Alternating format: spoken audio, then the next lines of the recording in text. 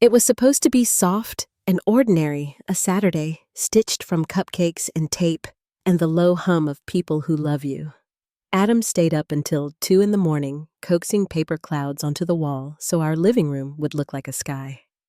A few friends, a few relatives, nothing flashy. My mother arrived in Pearl's smile set like porcelain. My sister Rita swept in wearing a floor-length dress meant for a gala and answered questions about my pregnancy by pivoting to her upcoming promotion.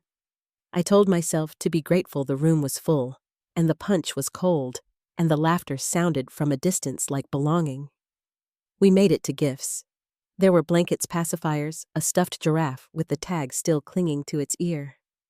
Aunt Laura announced she had kept the receipt in case I wanted a different color, as if motherhood were a sweater that might not suit me. Then my mother handed me a glittering bag with a sticker that read, "Grandma-to-be." Somewhere in my ribs, a small hinge tightened. I peeled the tissue and lifted a onesie white cotton size 0 to 3 months, printed in big black letters, surprise baby of a disappointment. For a second the room was a camera shutter clicking shut. Then I laughed the way you laugh on a stage when there is only one acceptable reaction.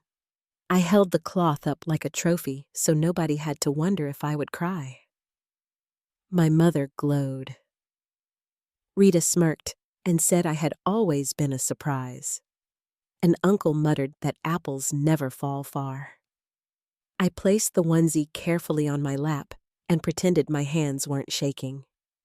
In the kitchen, I ran the tap and watched water sheet the steel until the voices in the next room blurred to a single warm hum. That is where I made a decision so quiet it felt like breathing. My child would not grow up around people who applauded when I laughed at being insulted, who would one day call my daughter lucky that she had been allowed to exist. She would not inherit the family joke. Only afterward, when the paper clouds sagged and the plates were stacked, and Adam's hand found the small of my back, did I let the years line up like evidence. I had been the afterthought baby, the curveball wrapped in hospital cotton after the brochure daughter had already been printed. My parents had Rita in their 20s planned and polished and endlessly praised. Then I arrived, and my mother learned a line she used with the steadiness of habit you ruined our empty nest plans. She said it the way other families said, "Pass the salt." "You're lucky we kept you. We didn't travel because of you. It was never delivered like a knife, just a utensil." I learned to translate honesty that had been hollowed into cruelty. When I got into a state school, my mother congratulated me by reminding me that Rita had been admitted to Yale, as if excellence came with a pedigree my hands could never hold. When I got engaged, my father asked if I was sure I didn't want to wait for someone with a little more ambition, and later they swore it was a joke, as if the laughter I forced could be their absolution. I made myself useful.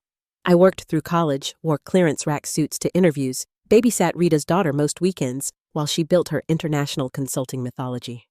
When my father's hours were cut, I sent money toward the mortgage. When the lights threatened to flicker, I paid the bill. There were no thank yous, only follow-ups 2 weeks later asking for help with the utilities. Family takes care of family, my mother said, meaning I took care of them. Meanwhile, Rita's victories were broadcast in group texts like holidays. The hierarchy was not a secret. It was the air. Adam kept trying to hand me back my voice. "He is the sort of person who makes gentleness feel like courage. You're not them," he would say, and the words hovered just beyond my reach like a door I couldn't quite push open. After the shower, I sat on the closet floor and cried until the world brightened at the edges. Adam did not try to fix what a speech could not fix. When I could breathe without flinching, I opened my laptop and wrote a line I had always feared was selfish. No more jokes at my expense. No surprise visits. No money ever again. No access to the baby unless I say so. No triangulation through Rita. It felt less like rebellion and more like oxygen. I slid the onesie under a stack of neutral clothes as if it might stain the rest by touching them. I wanted to remember the dare it posed and the answer I had already chosen. The next day, I woke with that quiet click still inside my chest. The joke had run for 30 years. I was done being the punchline. I did not announce anything. I began instead to live like my daughter deserved a mother who could look her in the eyes and teach her what love is not. The weeks that followed were full of small, tender firsts and the familiar static of old patterns trying to reassert themselves. Labor was long and ordinary and miraculous, the kind of pain that remakes you without your permission. When the nurse set my daughter on my chest, the world narrowed to her breath and widened to her future in the same heartbeat. A few hours later, my phone buzzed. My mother's text did not say congratulations or I love you or how are you. It said, well, is she here or not? I stared at that punctuation and understood it was a demand for access more than a question about a child. I put the phone face down. Rita posted a throwback photo of us as children and captioned it, "Can't wait to meet my new niece wherever she is," which managed to be a sentiment and a performance at once. A card arrived addressed to Adam, not to me. The front read, "Congratulations, Dad," and inside was a $20 coffee gift card with a sticky note. "Maybe this will help. Hope you can find better work soon." Adam teaches first graders to read and once cried during an animated movie about fish. He looked at the card and then at me and said this was not about him. It was about controlling me. He was right. We decided to move. Not far, just far enough that nobody could drop by without the visit becoming a choice.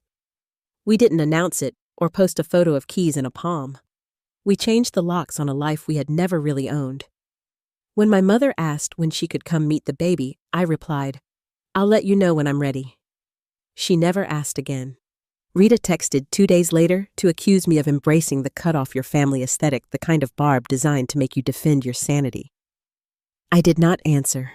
I added her number to a block list and felt my shoulders lower by an inch. I created a private folder titled Evidence and dragged screenshots into it, the onesie, the texts, the posts.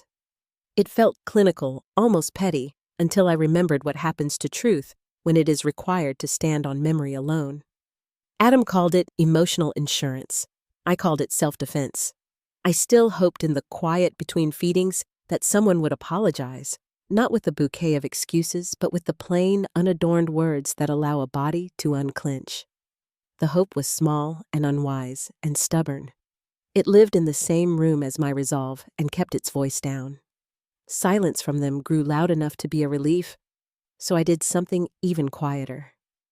I canceled the automatic transfer that sent $600 a month to my parents' mortgage. I stopped covering Rita's emergency childcare that somehow always coincided with spa days. I withdrew from the shared family emergency fund that functioned as my open wallet. I gave no explanation.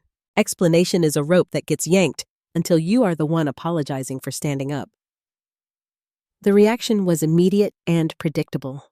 A text about a mortgage that must not have gone through, punctuated with worry emojis that smelled like pennies.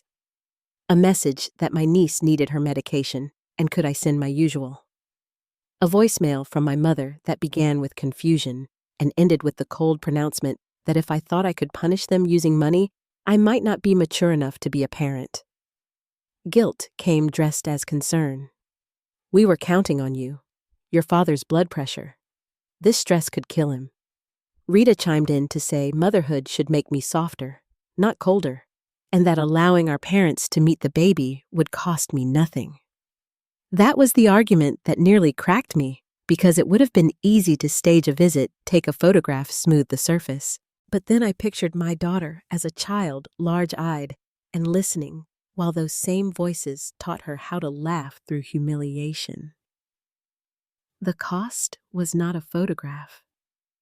The cost was her inheritance. I sent one reply once. Letting them near her would cost me more than you could understand. Then I blocked the number and changed mine.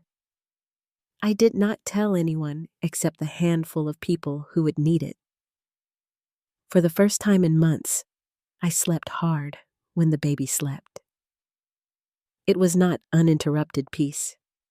Newborns respect no schedules, but the dread that used to live in my phone had nowhere to roost. I started to recognize my own life by its quiet edges. I thought that might be the end of it. I should have remembered who taught me to expect escalation. Type, continue to receive the next part. The first shot arrived dressed as a wound for public viewing. My mother posted a photo of baby me with a caption about holding her daughter once and not being allowed to hold her granddaughter now. The comments were full of relatives who hadn't spoken to me since high school, marveling at my cruelty.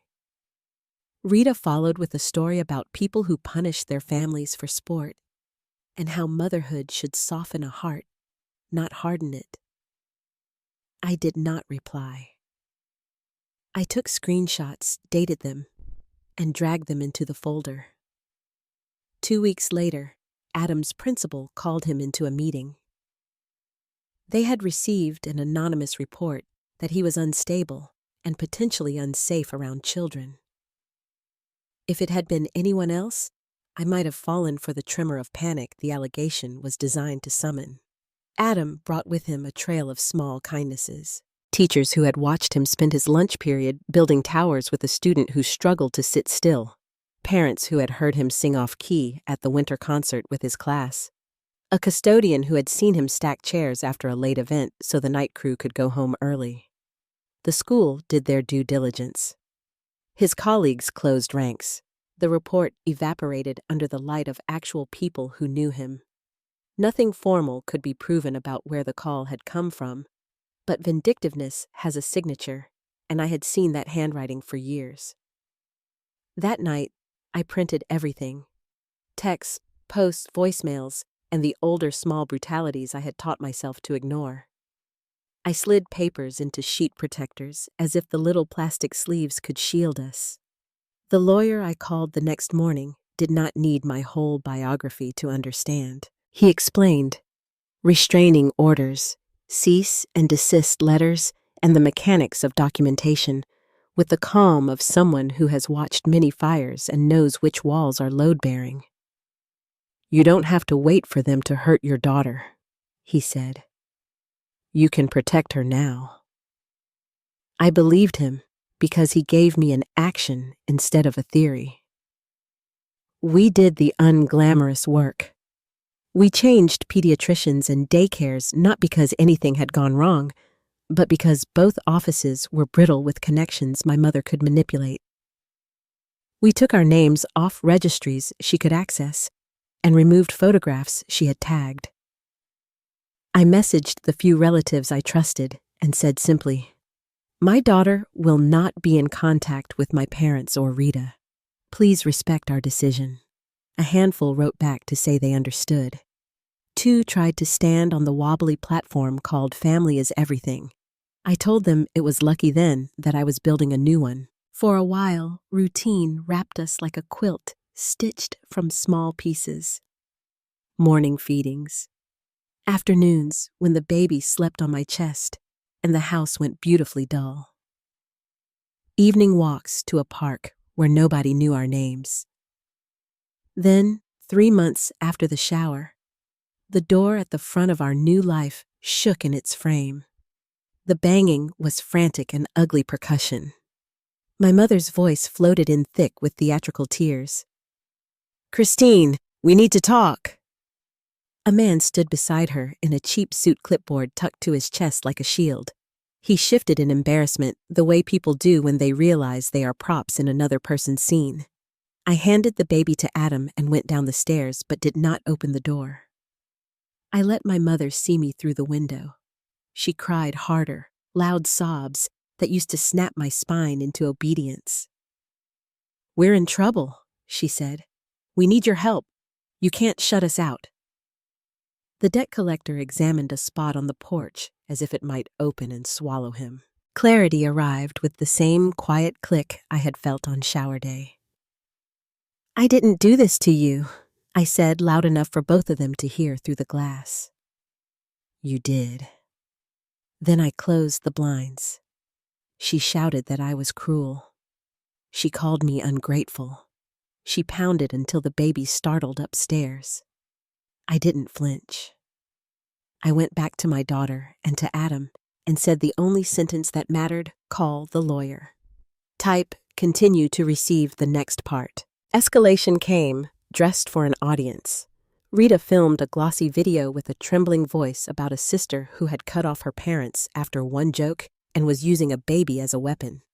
She urged anyone who knew me to reach out and convince me I was better than this. Viewers applauded in the comments with a fervor usually reserved for reality television betrayals. I did not counter-program. The next day, our lawyer sent cease and desist letters to my mother and to Rita. Any further contact, direct, indirect, or orchestrated through third parties, would be documented for court. We were not bluffing. Burner emails began to arrive anyway, subject lines gowned in fake concern. There were voicemails from numbers that traced to nowhere. One said my child would hate me for keeping her from family. Another suggested Adam had secrets, which would have been funny if smears didn't stick even after they're scrubbed. I documented everything. Then something shifted that was not my doing. A cousin I had not spoken to in years messaged to say he remembered how my parents treated me growing up and that he did not buy their story. An aunt admitted she had once heard my mother say I owed her for not getting an abortion and had never been able to scrub it from her mind. The people who had witnessed small cruelties and been too polite to name them began tentatively to name them. I did not ask them to pick sides. I sent a single spare message to a small group of extended family. I am not cutting off my parents because of a joke. I am cutting them off because of a lifetime of manipulation and years of financial exploitation. The onesie was the last straw, not the first. I attached screenshots and voicemails and dated posts, no commentary, just the record. The silence that followed felt clean. A few relatives quietly unfriended my parents. One forwarded me a text from my mother, labeling me unstable after childbirth and in need of help, the last refuge of people whose story is losing oxygen. It didn't land. Patterns had begun to show. We moved again 2 towns over a smaller place with a bigger horizon line. The house was nothing special, which is to say, it was perfect. I learned the shape of its light at different hours. We found a new pediatrician whose receptionist did not gasp my mother's name in recognition. I changed my number again and felt the last thread loosen. The baby slept a little better, which might have been coincidence or might have been what peace sounds like when it finally finds a throat. Sometimes sadness brushed past me in the hallway. I grieved the version of myself who believed that if she just gave enough money or patience or forgiveness, she would finally be allowed to sit at the table without worrying which chair was hers. She tried very hard, that girl. She was replaced by someone quieter, steadier, who did not need a chorus to know that she was singing the right song. One afternoon, folding laundry in a house that finally felt like ours, I found the onesie at the bottom of a cardboard box I had never unpacked. I held it long enough for its weightlessness to make me laugh. I put it in a new box labeled evidence and slid it onto a shelf, not to keep the pain fresh, but to keep the record plain. My mother's posts slowed to a trickle and then stopped. Rita moved on to other spotlights. The debt collector I hoped found kinder porches. I stopped checking the old group chat and started scheduling playdates with a neighbor who brought me coffee and did not expect anything in return. The world did not shrink when I shut a door. It widened. My daughter learned to smile with her whole face. The first time she laughed from her belly, it sounded like the opposite of permission. It sounded like a brand new rule. Type, continue to receive the next part. The quiet did not make me naive. I knew the past would flicker now and then like an old light, and I let it. But the story I am telling myself now is different, and that has changed everything it touches. When I look back, I see the architecture of conditional love, the way it loads you with debt for the sin of existing, and then calls payments gratitude. When I look forward, I see a child who will not learn to measure affection in apologies. Boundaries, I've learned, are not barricades against people. They are doors into a life where tenderness has room to breathe. The onesie that was supposed to be a warning became a compass. It pointed away from the old choreography where I laughed on cue and left parties with my jaw locked from performing resilience. It pointed toward a quieter dance, one where saying no is not a crisis, but a form of care. I think sometimes about the door the night my mother brought a stranger to the porch to witness my supposed cruelty. I did not open it. I spoke through glass. I thought that might make me feel small, but it did the opposite. It showed me there are ways to stay visible to yourself even when other people insist you vanish into their narrative. That is a lesson I want my daughter to learn without having to suffer to earn it. Love does not keep score. It does not send invoices. It does not make you audition. It shows up like Adam did on the closet floor, steady as a handrail, sure that you can stand even before you remember how. If you are where I was laughing at insults, because the alternative would crack the room, sending money for emergencies that never end, explaining yourself to people who need you confused, there is a door. It does not slam. It opens. You step through, and it is quieter than you feared and louder than you imagined. On the other side are neighbors who leave notes, friends who drop coffee, teachers who stand up in meetings, cousins who decide they remember. On the other side is a baby who will grow into a girl, who will grow into a woman, who knows the difference between an apology and a strategy. On the other side is you unperforming. The last piece of clothing I fold at night is a sleeper that smells faintly of laundry soap and warm milk. It is small in a way that hurts and heals at the same time. I press it to my face, and sometimes I think about the onesie in the box, not with rage, but with clarity. It was a confession. It told me the truth I had been trained to ignore. I am grateful for the day it finally sounded like a bell I could hear. I am not a disappointment. I am a mother. The family I am building does not require humiliation as proof of loyalty. My daughter will never learn to laugh through cruelty in our house. She will look at the people who love her and see that love is a verb you can recognize even with your eyes closed. If this story reached you where you needed it, if it steadied your hand on a door you are ready to open, remember this: protection is love in action, and choosing peace is not betrayal. It is the beginning. If the lesson of my life is useful to you, carry it forward. You do not owe anyone access to the parts of you they misuse.